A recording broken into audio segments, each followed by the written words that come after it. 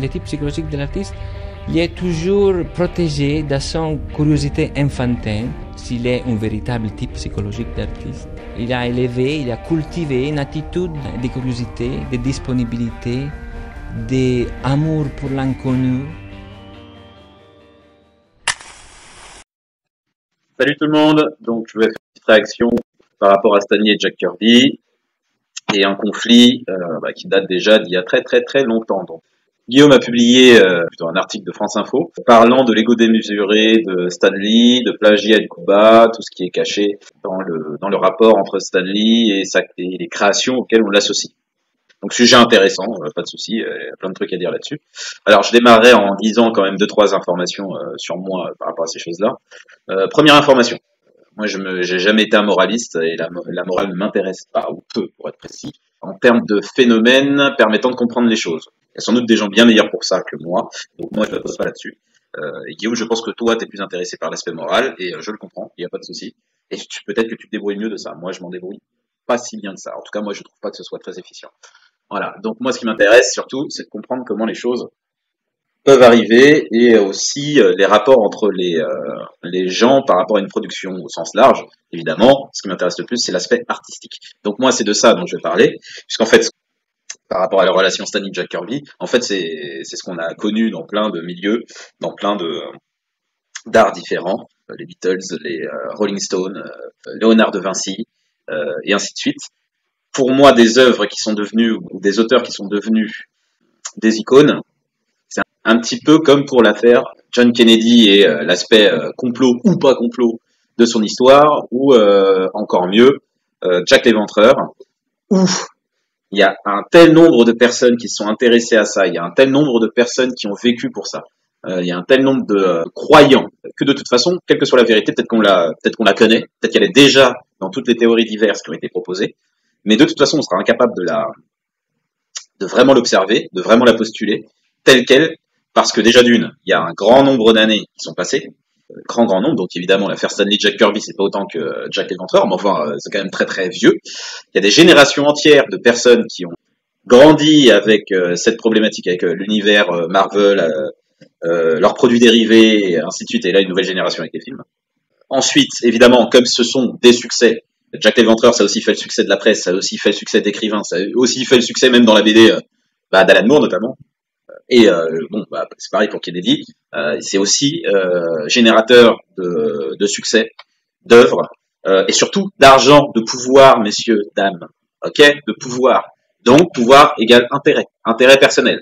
Donc évidemment, voilà, donc ça mélange énormément de choses. Ça mélange la relation entre les personnes, là dans ce cas c'est Jack Kirby, Stan Lee, en gros comment marchaient les studios de comics d'une certaine époque. Deuxièmement, un public qui a ses préférences, ne sont pas jugés en tant que tels, puisqu'ensuite on a chacun ses préférences, c'est émotionnel, c'est pas forcément objectif, c'est très proche de la subjectivité, voire c'est tout le temps subjectif. Cette subjectivité, forcément, c'est compliqué à gérer en termes de c'est bien, c'est pas bien, c'est bon, c'est pas bon, c'est vrai, c'est faux, c'est très complexe, donc c'est ce deuxième élément de gens qui ont grandi avec ces univers. Troisième élément, évidemment l'élément économique, c'est-à-dire qu'à un moment, ça rapporte des sous, tout ça. Ça rapporte à qui? Et qui voudrait avoir des sous autour de ça? Donc évidemment, tout ça, c'est générateur de mensonges, divers et variés, ou au moins de manipulation de la réalité.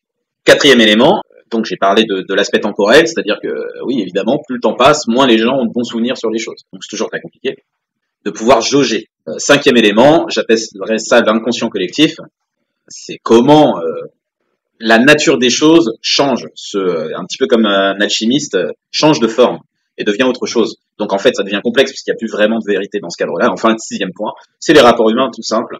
Et c'est plutôt ça qui m'intéresse. Les rapports humains entre créatifs, simplement, quoi. Et comment on peut créer des choses ou pas. Voilà, donc je vais lire la réponse qui m'a poussé à te faire cette vidéo. Donc, Axel, tu ne peux pas séparer les saloperies et cachotteries du métier de la vision du travail de groupe et de la gestion d'idées dans un cadre artistique comme tu le dis. Et moi, je te dis que si, je peux le faire. Pourquoi je peux le faire? Parce que là, justement, je viens de faire 6 strates diverses. Et si tu prends sur chaque strate, tu auras une vérité différente. Sauf qu'elles font toutes partie du problème. Ouais, l'un de mes éléments pour bien comprendre les choses en général, c'est quoi? C'est quand quelque chose est peu compréhensible dans son ensemble, je découpe.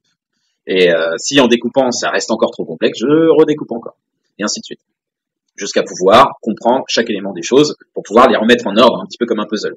Et donc là, c'est effectivement le cas pour moi dans cette histoire. Donc sur les 6 points que j'ai donnés juste avant, si on prend chaque point, on aura des vérités et des mensonges, ou en tout cas des faits vérifiables face à des faits non vérifiables. Maintenant, si on met ces 6 strates les unes au-dessus des autres, il y a des moments ça va bloquer. C'est-à-dire qu'une vérité d'une strate va devenir un mensonge sur une autre, et inversement. Et donc c'est très très complexe. Donc si pour moi, on peut séparer les saloperies et cachotteries du métier de la vision du travail de groupe et de la gestion d'idées dans un cadre artistique, comme je le dis. Sinon, ce n'est pas la peine de prendre part sur les réseaux sociaux aux vagues d'indignation qui font remonter le traitement et la place des femmes dans l'industrie de la BD française, ainsi que les sous-paiements des auteurs, tous genres confondus à chaque Angoulême. Donc ça, je sais pas trop ce que ça veut dire. Il se trouve que moi, je fais pas beaucoup ça. Je le fais de temps en temps, mais je le fais pas beaucoup. Donc je sais pas trop ce que tu veux dire par là. Faudrait que tu précises. Sinon, c'est de l'angélisme. Oui, enfin, c'est pas comme réputation d'être quelqu'un d'angélique. Pourquoi est-ce qu'on s'intéresserait en détail à ce qu'il se passe chez nous et pas chez les autres quand les problèmes sont similaires? Oui, c'est logique, j'ai rien à dire contre ça, moi c'est pas mon propos. Voilà une petite citation du tome 2 de la biographie de Jean Delpelay, Kirby, le super-héros de la BD.